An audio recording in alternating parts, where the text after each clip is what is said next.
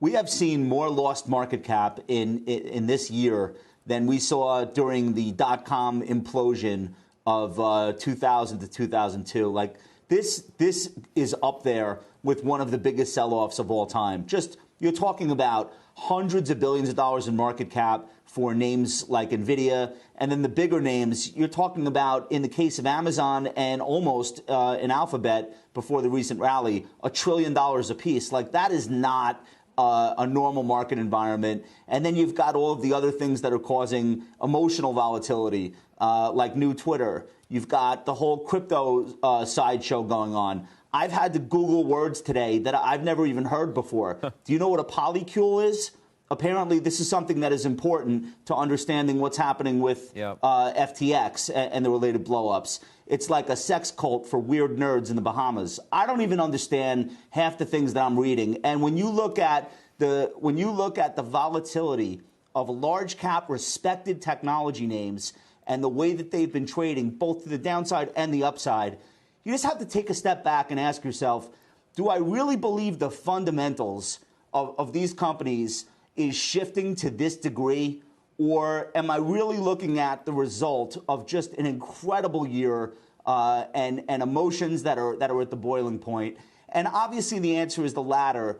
And your job as an investor is to not lose your head with the crowd. So I think that's what you have to do, earnings notwithstanding. Are we feeling better right now about the overall move because we've rallied so much off the lows and we've gotten some good inflation prints over the last week? Or are we feeling bad because we've gone so far? Maybe it's unjustified to some degree. The Fed talk is still hawkish as ever. What do you think?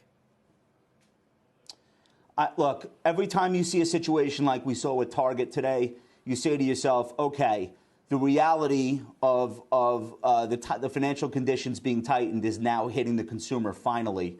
And you hear about trade downs, and you hear about people shopping in Walmart who maybe 6 months ago were Whole Foods customers. Like, when you hear that stuff, you say, okay, finally this stuff is happening, and maybe that means it's anecdotes, it's not data, but maybe that means we're getting closer to the end of the cycle. The problem with that kind of thinking, even if you're right, even if December is 50 basis points or 75, and then that's pretty much the tail end of it, we still haven't had the effects of that tightening fully work their way through the system. We don't know how bad things are going to get.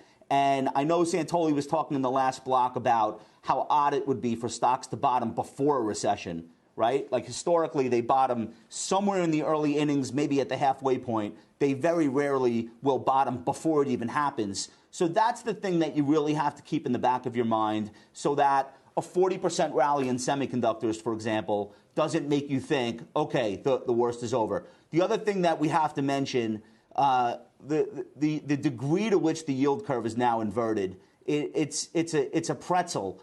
So the 7 to 10 year Treasury, the intermediate term bond, having dropped 55 basis points in recent weeks, and looking at now the 2 year, the 1 year, not even budging.